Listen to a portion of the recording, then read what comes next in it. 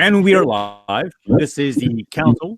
The council is now in session right now, and so we're just kind of discussing what happened at the Apologetics live episode. Just previously, we had Vocab Malone talking with Andrew Rappaport concerning the Black Hebrew Israelites and how they are just a very unique group of people. We also discussed earlier about the translations and such, and we kind of dove into the Lexham English Bible, and it's a kind of a unique translation. We were kind of talking about that and just kind of looking at some of the verses that how they worded it, and it's kind of a strange, different look. It's just a really weird. Some of the stuff is just kind of strange. Anyway, other than that, we're just kind of shooting the breeze at the moment. Does anybody have any topics to talk about or anything on their mind while I sip on my coffee? Well, it's a new level of strangeness, isn't it? It's very Black Hebrew Israelites are really interesting, but they're a really hard thing to kind of grasp. When you dive into them, when you try to explore and learn and teach yourself about what they believe or how their theology, there's no particular,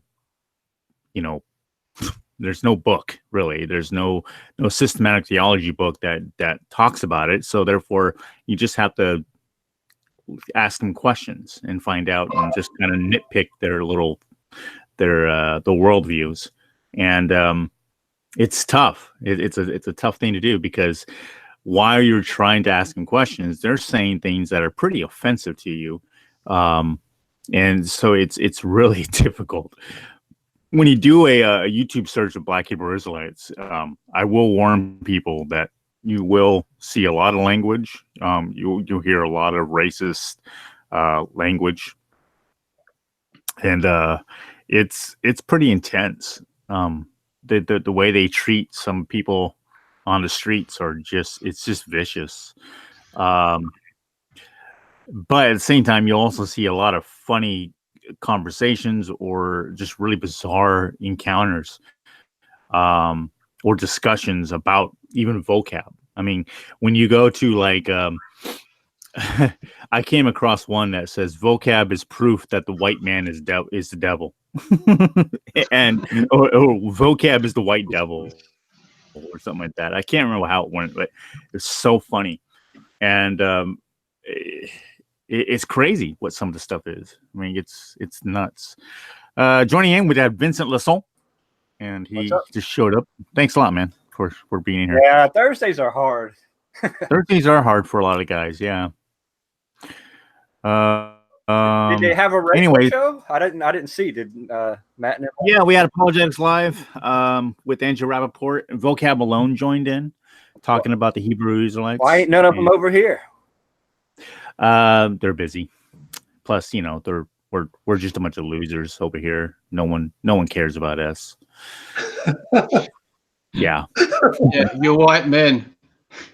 Yeah, that's right. That's what it is. Yeah, we're all just a bunch of white privileged men here. That's what it is. That's what it comes down to. Exactly. I could y'all assume my whiteness. Yeah, exactly.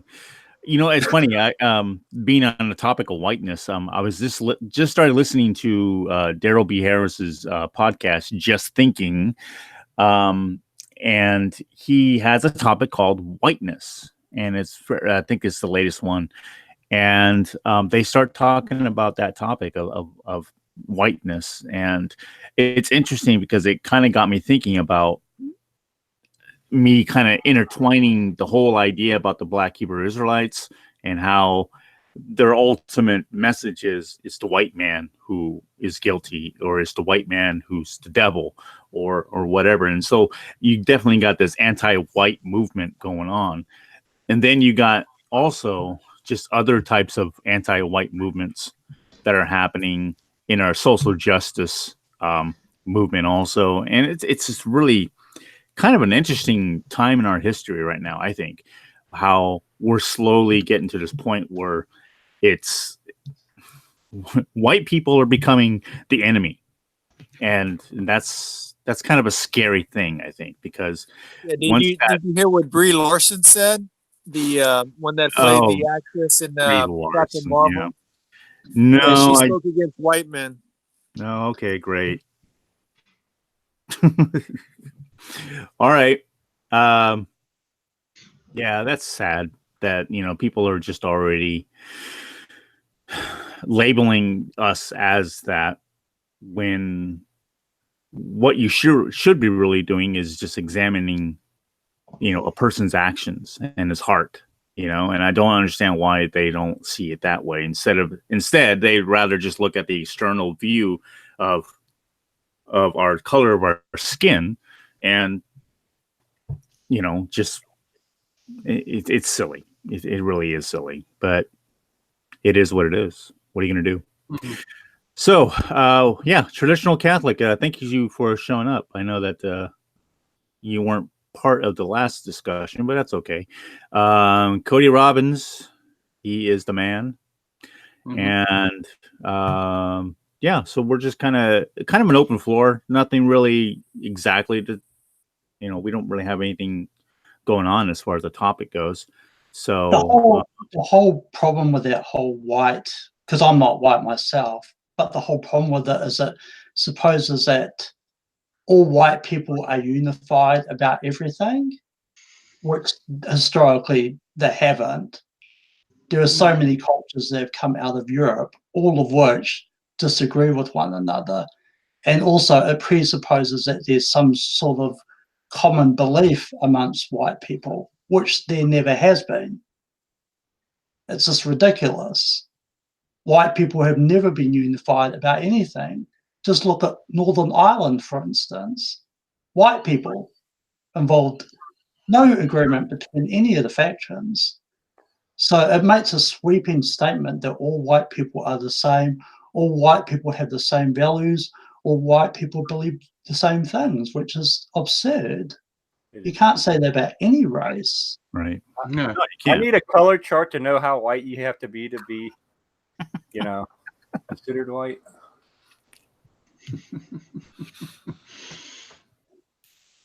I guess it doesn't really matter because they claim, there's a lot of black people. So, is there really such a thing as a black man and a white man when you think about it biblically? Nope. There's only saved and unsaved. Yeah, biblically, there's sheep and goats. That's it. Yeah, that's pretty much it. I mean, because when I look at scripture, I mean, what I see is everyone originated from Adam and Eve. So ultimately, you may have different people that may look different, and they may even have different mannerisms, personalities. But if you have two individuals, two brothers that are born of the same parents, and let's say one is darker than the other, and they look very much different, and their personalities are very different, and they move to separate lands, obviously their descendants would be very different from each other, but they still came from the exact same family. So it's like saying two brothers are two different races. No, they're not two different races. So this whole idea of races seems to be something that's unbiblical. It seems to be something that's secular, that's part of the secular society, but not biblical. I'm kind of glad we all don't look the same. Yeah, I mean, I do think the Bible does talk about different cultures and stuff like that, but ultimately, in Christ, all the cultures become united as one. That's the message of the New Testament. When Paul talks about the church as being consisting of Gentiles and Jews, what he's saying is that in Christ, culture and race and so forth becomes unimportant, because you all become one in Jesus, one body. We're not citizens. We're not citizens of this world. We're the citizens of a different kingdom. Mm-hmm. Yes, that's right. That's right. That's right. Yeah, and I think that's the main point that they miss, is that they're so wrapped up with what's happening here in the world that they're not kingdom oriented. They're not focused on what happens in the big picture. And sadly, that they want to make it into a whole movement of, When you they know. talk about the kingdom and everything else, they don't talk about being in the presence of the Lord, or they talk about being slave owners and and ruling and all this, which is not really the point of heaven, of being in the kingdom. It's to be in the presence of the Lord. That's right. Basically, their theology is we need to. Their end time theology is basically consists of getting revenge on white people for all the years of slavery that we've been under. So at the end times, they become the slaveholders, and they get to oppress white people just in the same way that white people used to oppress black people. I don't know where you find that in the Bible, but that's what their theology is. It's reversing all the oppression that they've been through because Now, of the Bible, others. the Bible does speak of bloodlines, though, and it does say that the sins of the father fall upon their descendants. So To the does third and that fourth mean that? generation. What does it say? To the third and fourth generation, don't they add? Yeah. So apparently, and I've noticed in science there's something called epigenetics where it kind of confirmed this, where the behavior of a person can fall upon their descendants genetically somehow, and bad behavior as well. And so now they'll go ahead and say it's all about science, that it's all science related.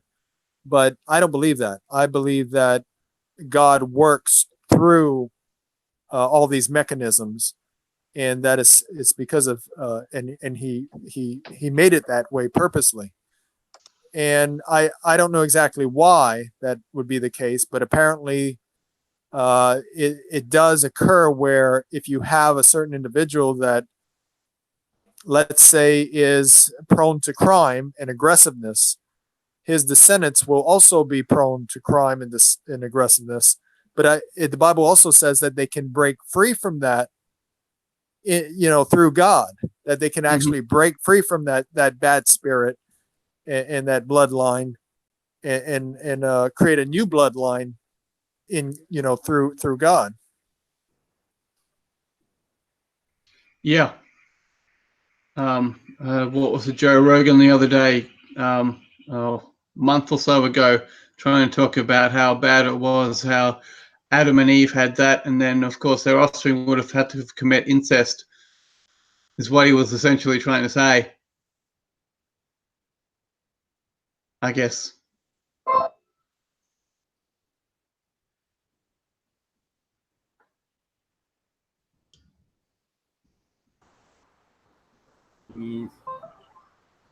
Not to shut down the discussion. No. Yeah, I mean, we all pay for to this day for Adam's our original father's sin of mankind. Well, And that's far from the third and fourth generation. but here's what I'm trying to figure out. Like, ultimately, like, especially within evangelicalism, the social justice stuff, the woke church stuff, there's no solution. They want you to acknowledge these things and certain things, whether it's systemic oppression, whiteness, whatever, all the different flavors of intersectionality, right? They want you to acknowledge these things, but they don't.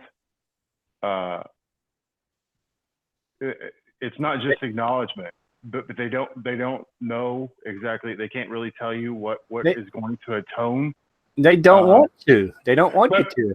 But here's the thing: they can't point out, as Christians and as professing Christians going around promoting this thing.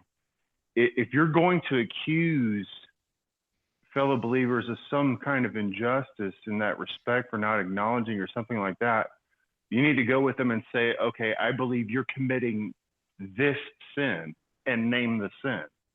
But just saying, not acknowledging this of the oppression, like that's not a biblical sin category that you're actually coming to somebody with. You know what I mean? Mm-hmm. But not just that, but like I said, the resolution part. Okay, I acknowledge this. I acknowledge this is going on. I'm sorry. Now, what else do you expect before this is Right. And okay? We're cool. the thing is, and right, the majority of them probably don't even see it that way because they're being manipulated, but it's being used as a way to get power by certain groups of people, and as long as there's oppression, people being perceived as being oppressed, they're going to use that to maintain a power hold. Well, and here's the thing: as Christians and as ones that have a standard authority of the Bible that's never going to change, we will always be the bad guys because we will always have that standard, and our standard won't change. And so, as it just creates more victim groups for them. Now you just started bidding biblical categories or people, start categorizing people in particular areas of sin, and then you can make them victims, and the Christians are now persecuting these people, you know. And so it's a perpetual victim thing, and we're gonna get it. Thanks, Cody. Just want to let you guys know, Matt Slick just joined in, and we appreciate him. He's from carm.org. I asked that everybody, if they get a chance, go ahead and go to that website and support him for his Never heard of ministry. him. Who is he? I know, I never heard of him either. I'm sure Matt has never heard of Cody Robbins either. Who was the strange Matt character that's joined us?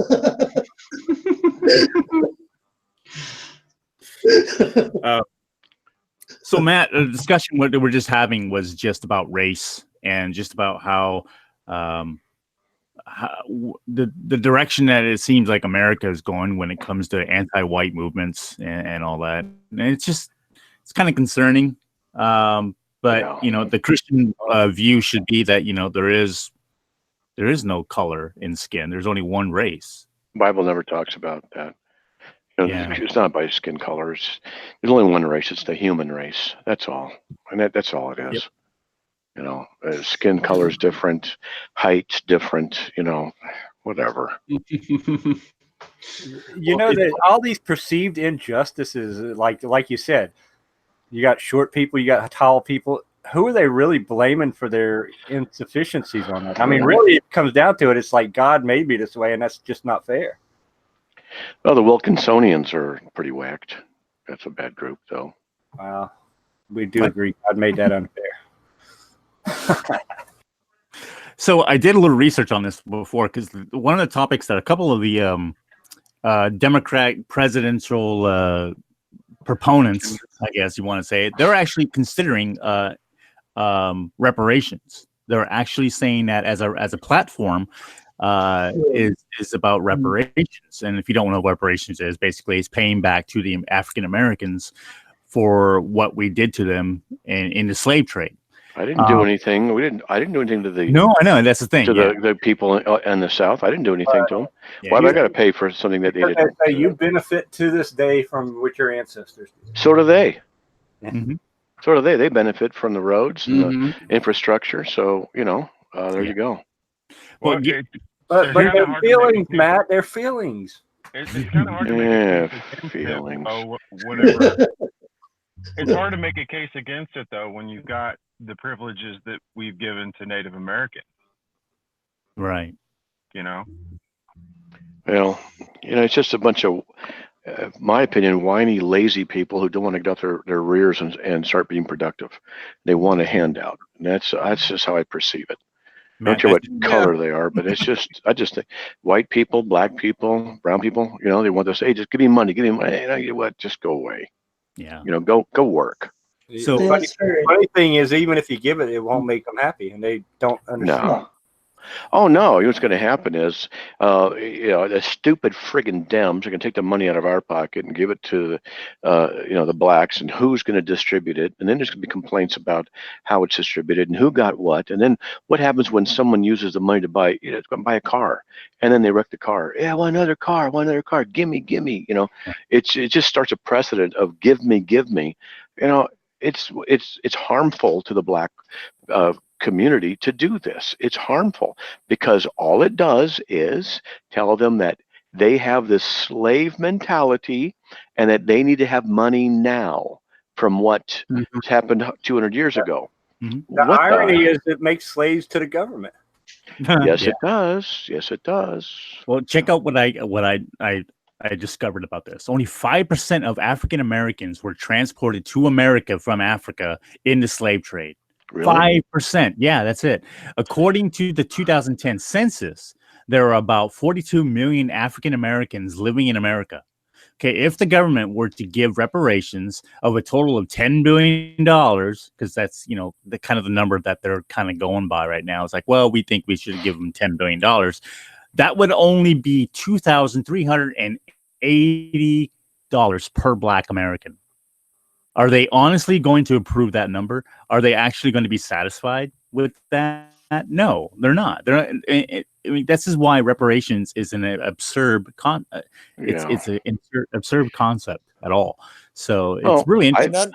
And not only that, but most of the crime that's done, it's Black persons that are doing the crime, Black on Black. But they're also, most of the Black crime is against whites as well. It's not white on white.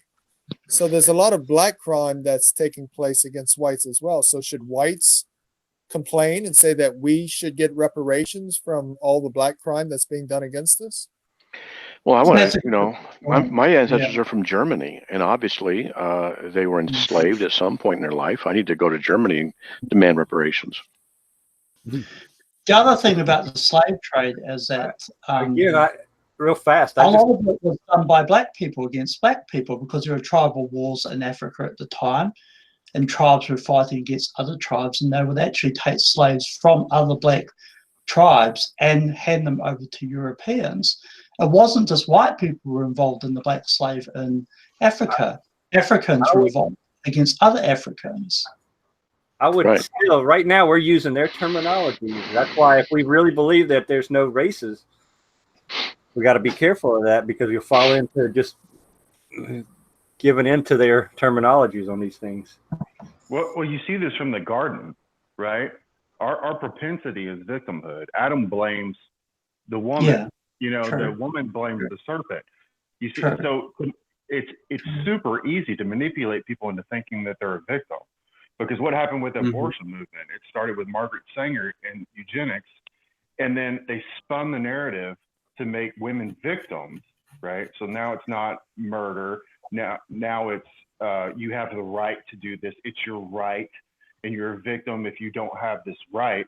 Even though, just was it last week, the Black lady that's the what is she? The Ohio State representative. She just drafted an amendment for their heartbeat legislation that said that exempts Black babies from the heartbeat bill, so that they can still kill Black. So that's still enforcing Margaret Sanger's initial thing, but they just spun the narrative that they you're entitled to this thing. Now you're a victim, and when you appeal to people's victimhood, you can get them to do whatever you want. Yeah, and you never have to take responsibility for your own choices or your own decisions, because it's now everybody else's fault that I'm in this situation. It's what other people have done to me. It's not the choices that I've decided to make in my own life that have landed me in the situation I'm in. You never have to blame. You never have to look at yourself and say, I should have done better in this situation. It's always someone else's fault. Right. I sure want to blame a bunch of people, but I know myself too well. Me too.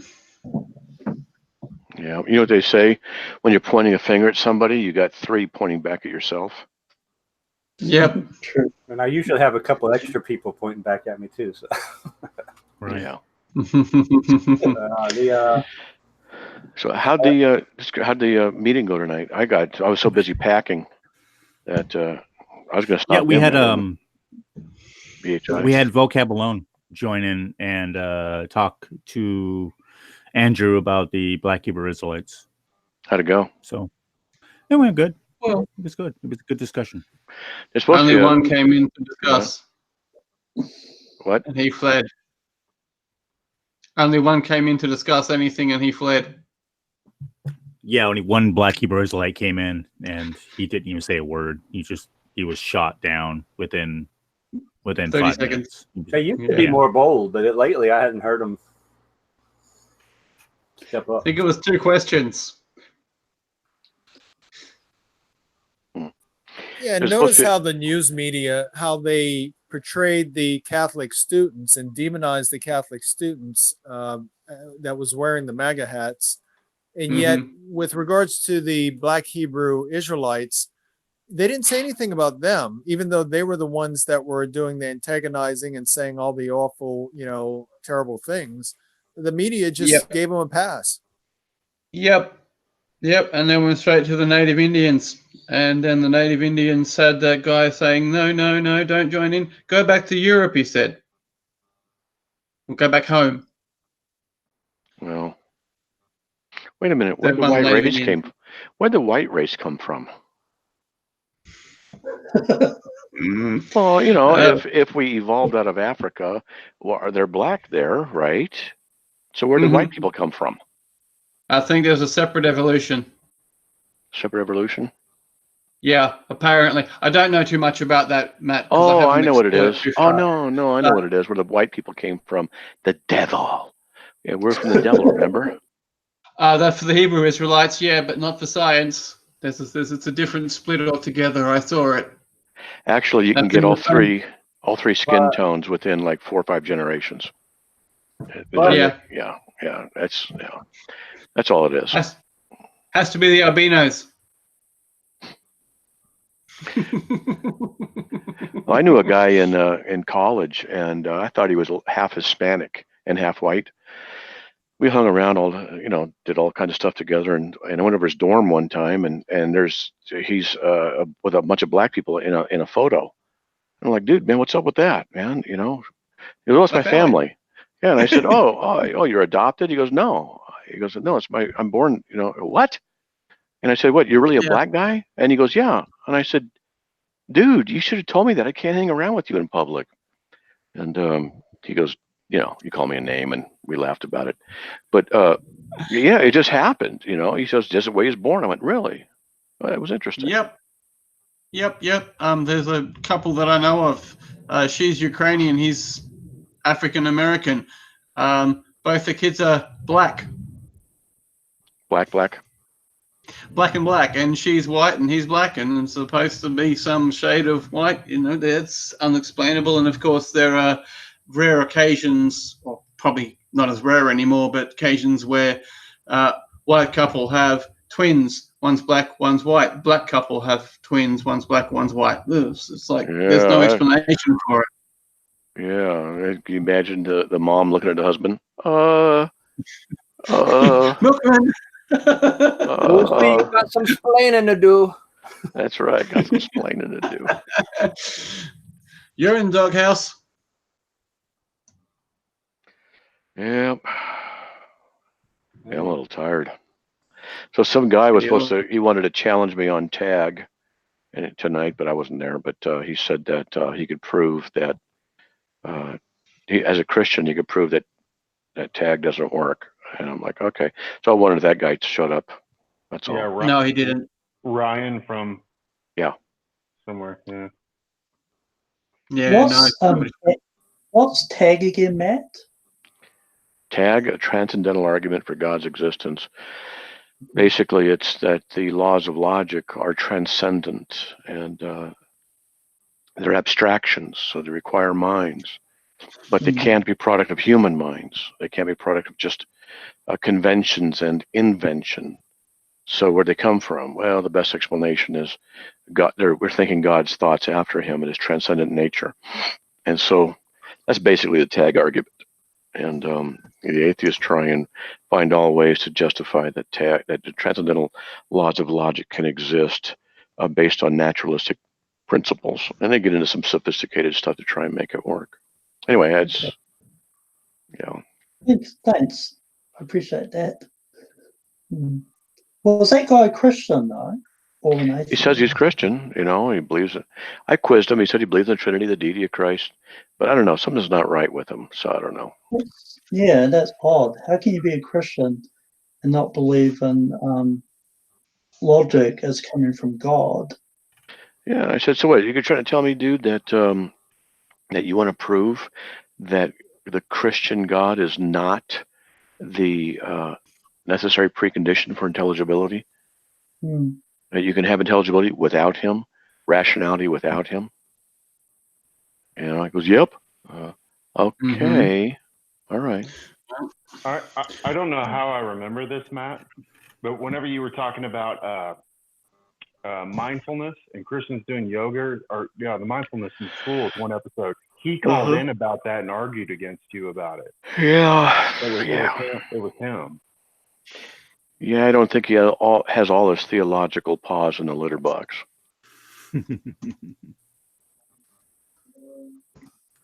Tag is really one of the most, for me anyways, because I'm an idiot, but I mean, it was hard for me to grasp, to understand it. I must have listened to several podcasts, including Tyler Vela's. I think he has a podcast concerning about the tag argument.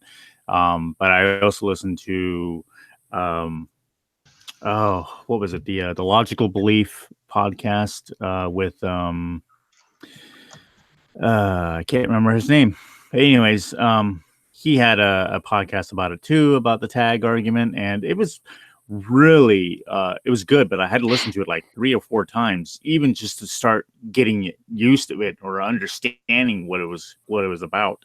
But it's always funny how those who refute or think they can try to refute it, every word that comes out of their mouths to try to refute it, they're using logic.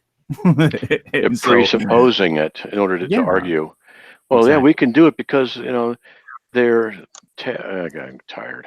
But, you know, yeah. I got all the stuff that they say, but yeah, whatever. Now, who was it that originally came up with the tag argument? Because Van I Til? was speaking to some Van Til, because I was speaking to someone else, and they were speaking about St. Thomas Aquinas, and they said that he made that argument as well.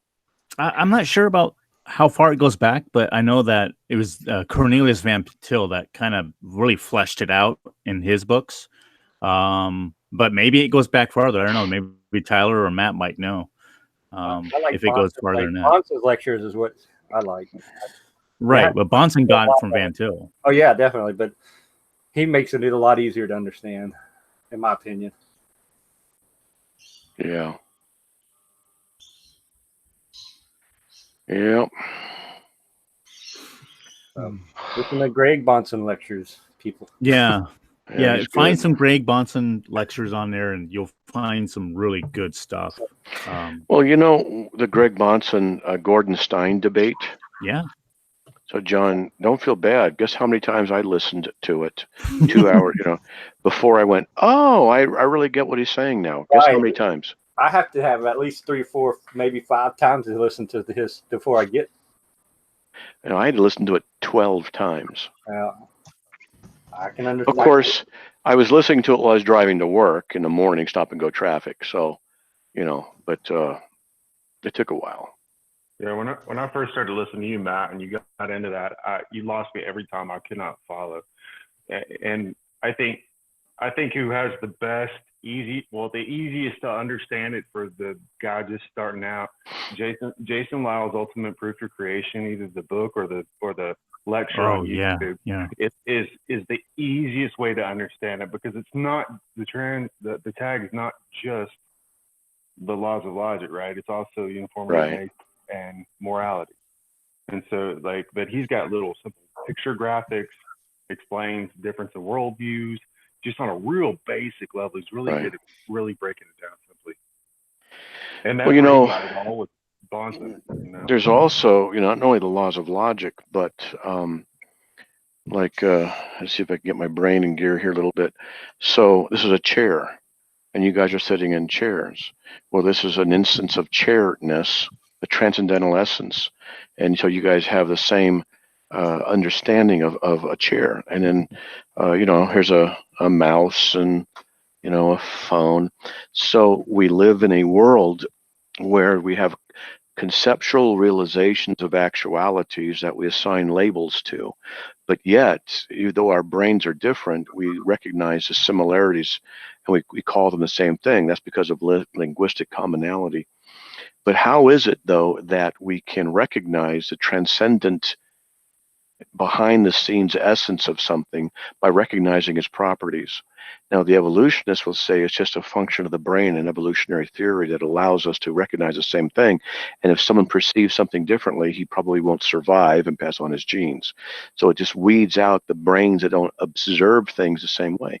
But that doesn't mean that it's true. It doesn't mean that perceptions are true. It doesn't mean that there's issues of truth that are there.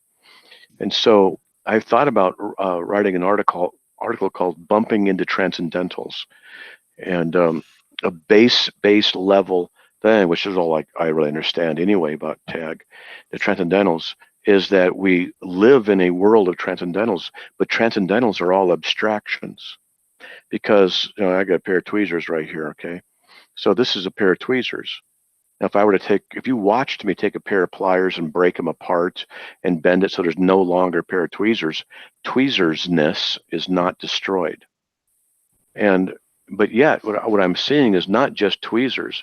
I'm seeing a physical manifestation of something, and we're assigning a conceptual awareness to it. What is that conceptual awareness, and where does it come from? Well, there's only. Did you get up here by yourself? Sneak. Who are you talking to? Anik. She walked up the stairs by herself. Praise God. Well done. She's they're doing the closet because we're prepping this stuff. Wow. I put in. Be careful. Wow. I was like, what? She needs help. No, she has a walker. But at any rate, so I was thinking about writing an article called "Bumping into Transcendentals," that we recognize the transcendental natures of everything by the properties of them. And the thing about this is, I need to talk to an expert about it. Properties only exist because an essence exists. So let me do this. Here's what are these? Little ibuprofen? Yeah, it's an ibuprofen little container. So this container, right? So there's something in it, but the container has whiteness, it has density, right? It has mass, and so there's properties. So we recognize what this is, and properties only exist because there's an essence. Well, if we're recognizing something, we're recognizing it by its properties. That means there has to be an essence from which the properties come out. So what we're recognizing here is, so to speak, containerness. That in this container has certain properties. Well, properties exist because something else exists. Well, what is existing? It's the abstractions that are existing. Wait a minute, how can you have these universal abstractions in a materialistic worldview? It doesn't make any sense. But if God is behind all of them, then when we see this and recognize it, and see the tweezers and recognizing it, and we call them what they are, not that our syllable formation is the one that God wants or designed or is the official one he always thought, but we're recognizing and labeling tweezers, container. And this is something that comes from the mind of God ultimately. So when we recognize something, are we then recognizing and participating in the very mind of God in a transcendental way? Yeah. So that's another aspect of transcendentals, which I haven't gotten into with people, but the fact of the properties. So I need to talk to some experts about this kind of a thing. But lately, my life's been a little bit topsy-turvy. Busy. Okay, now guess what, guys? I guess I'll tell you. Something happened. And so don't spread this around, even though it's going to get out. And anyway, but we're live, so yeah. Oh, we're live? Okay, never mind then. Yeah, when it comes down to is how does material things give rise to immaterial things? Yeah. Right, and there's with the brain, that's an issue because there's what's called property dualism and substance dualism. And I brought this up to my wife last night because we watched a movie last night. Keanu Reeves was in it, Replicas, and his wife and kids die, and he's left alive, but he happens to be working in a top secret lab where they can do cloning, and they're trying to transfer the brain engrams of people into machines and things like this. So of course, here's the plot. He's going to bring a family back. So he clones the family out, and before they die, because their brains are still not decayed while they're dead, so they can take the essence of their brain patterns and whatever, blah, blah, blah, okay. And so he, of course, brings them back, and they're able to raise them at the same level, and they just wake up, and they don't realize anything's different. All right. So here's a question. Like for his wife, for example, is it really his wife? Same brain engrams, same brain pattern, her DNA cloned out. Is it real? And there she is, same memories. She believes she's married to him. Is it his wife? Well, that's kind of This like has that to deal with the soul, though. I mean, other movie with my- Arnold Schwarzenegger. my issue with What all was that it? is soul. Well, the thing is, in that other movie with Arnold Schwarzenegger, the individuals were replicated and they had the same memories, but he was still alive. So in Right. that case, that would make so therefore that would answer the question. It's definitely a different being. It's not the same being.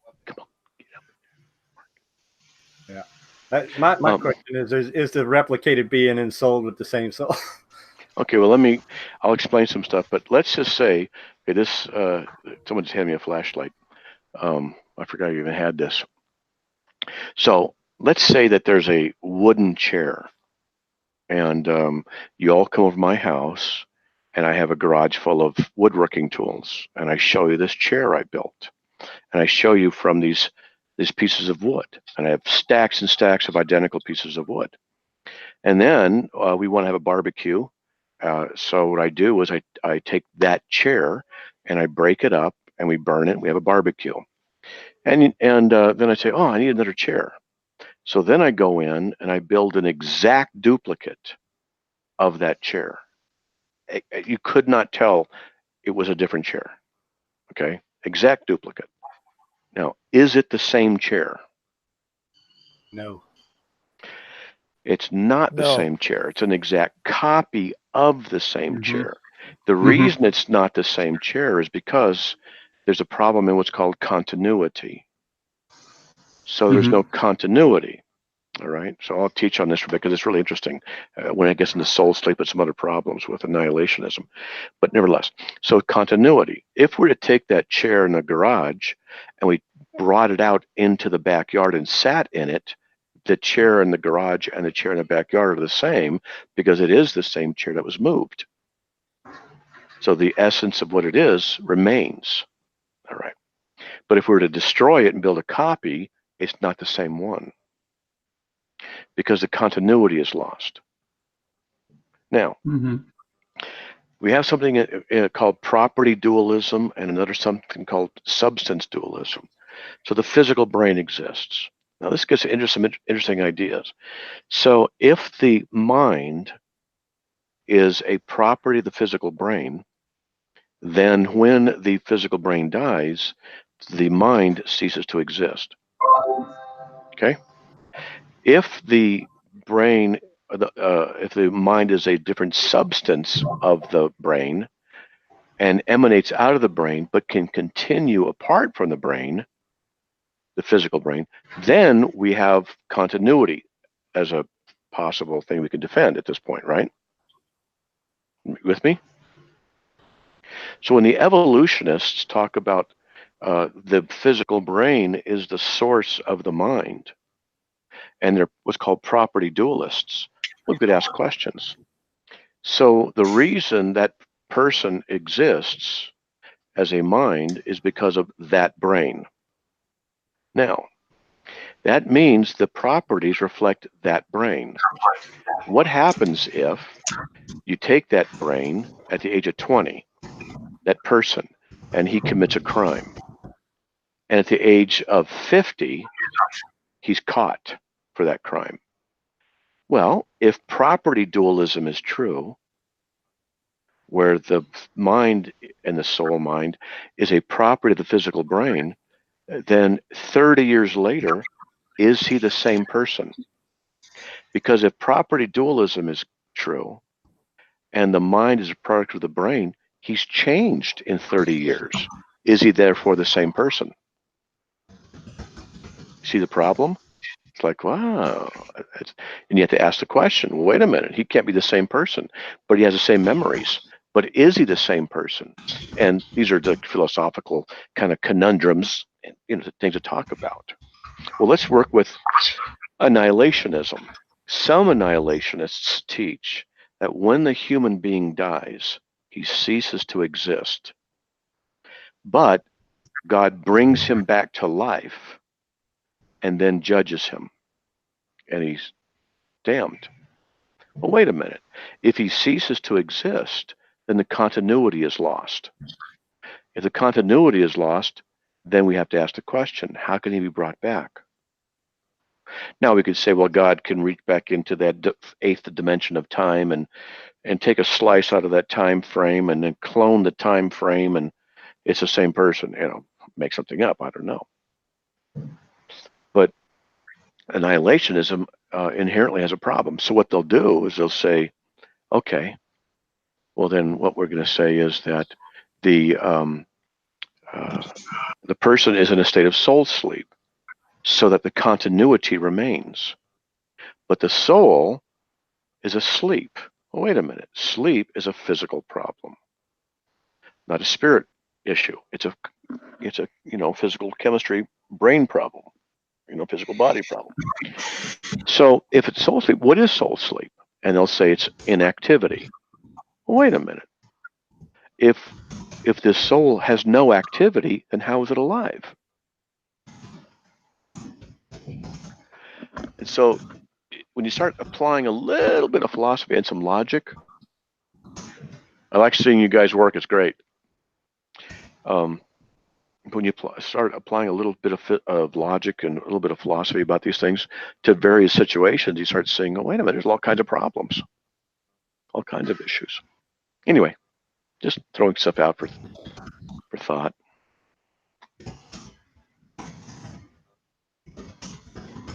Good stuff. So, anyone else? Let me ask real fast, changing subjects real fast, Matt. When tomorrow's Good Friday, do you think Jesus was crucified on Friday and buried? No, I hold it's either Wednesday or Thursday, depending on because we were having a big discussion about that earlier. Some say you have to have a literal 12 hours of each, day and night to fulfill it. Yeah, there's different theories about it. I just hold that it was a little earlier. On that week, there were 2 Sabbaths, and I read it once. It has an implication of some time and some other stuff.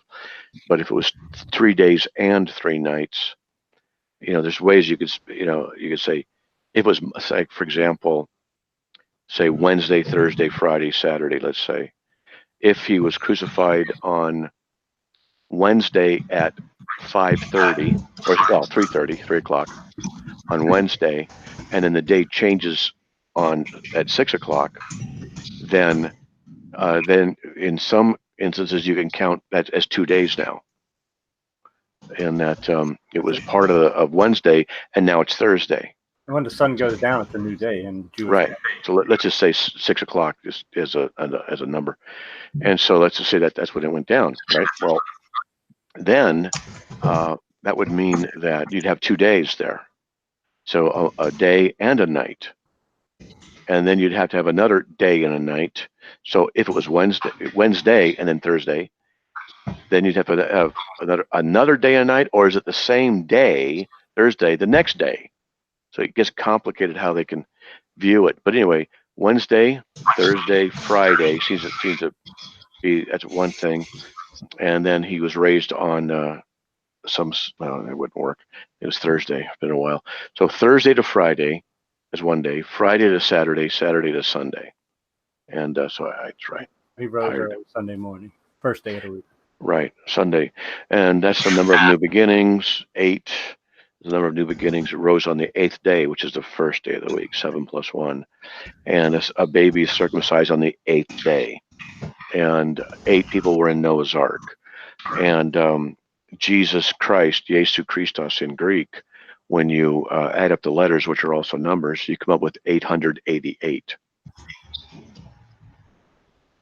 So interesting. So 8's called the 8 is the number of new beginnings. Interesting.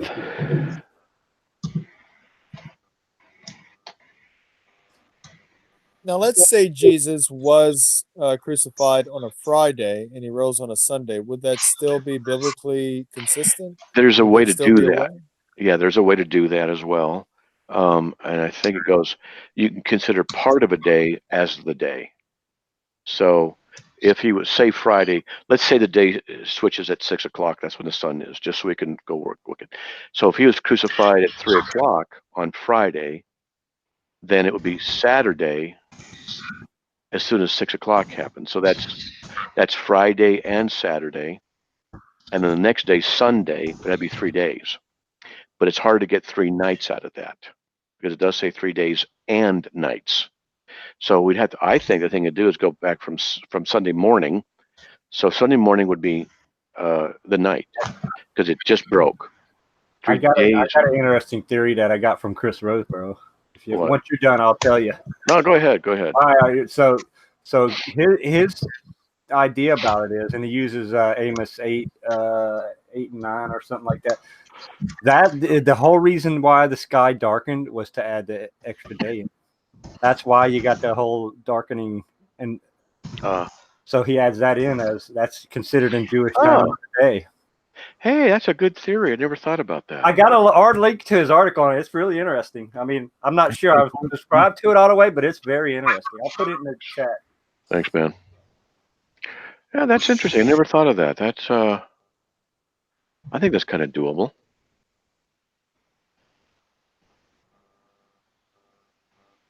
Question is why else is it darkening? Yeah, I mean that's kind of his reasoning. Well, some of it.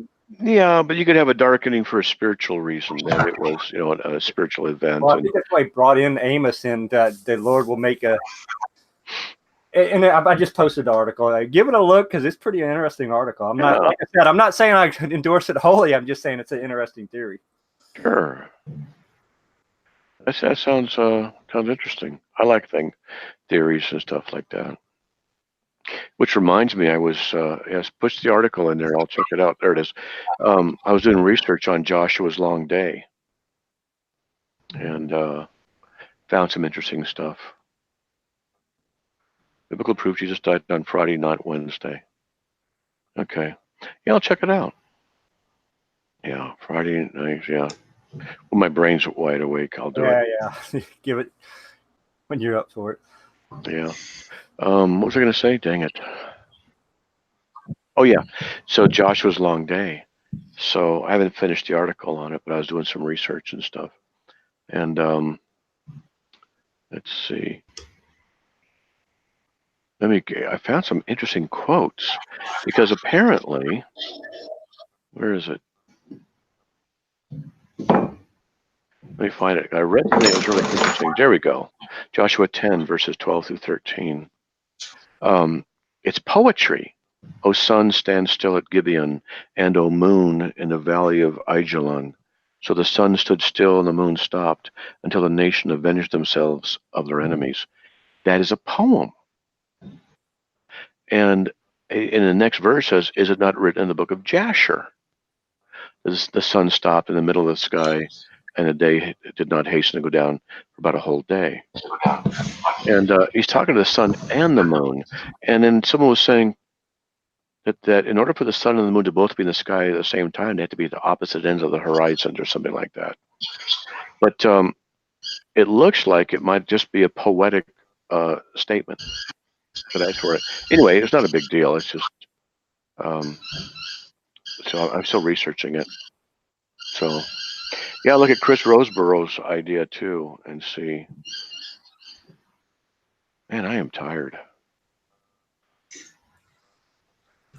We're probably going to wrap up here shortly, anyways, unless anybody else has anything to discuss.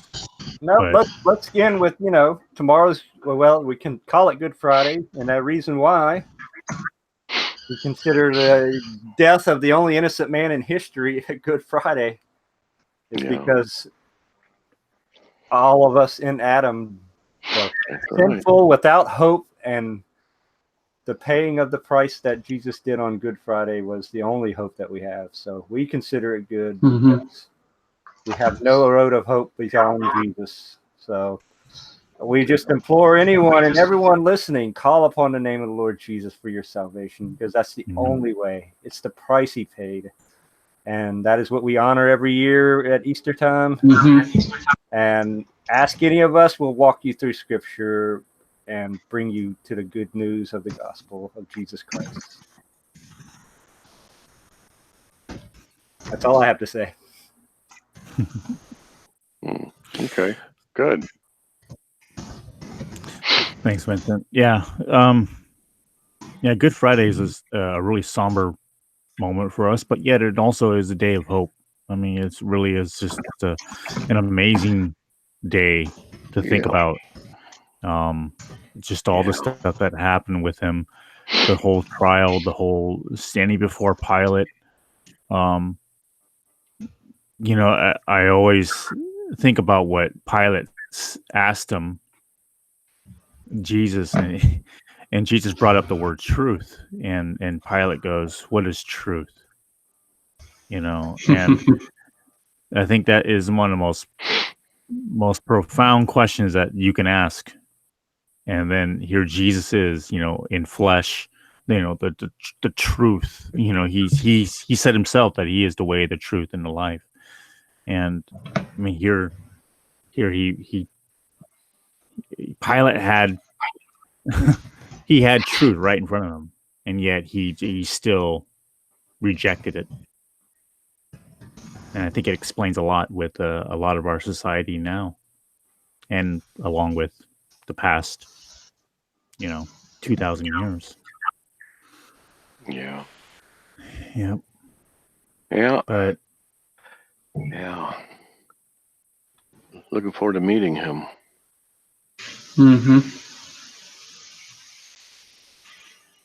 Yeah. anyway. Okay, guys. I guess that's it, huh? I got to get going too. Yeah. I'm Looks tired. like you need a rest. Yeah. It's been a long day. Yeah. No, So we'll get off air. after he goes off, so I can ask you a question. Yeah. Don't go off air yet. Okay. So I'm going to wrap it up. Thank you very much, guys. And we'll hang out here just for a few minutes after we get off air. But for that, the council is no longer in session. Thank you so much for everyone who showed up. Thank you, Traditional Catholic, and also with the rest of the folks here. Matt Slick, thank you so much. And God bless.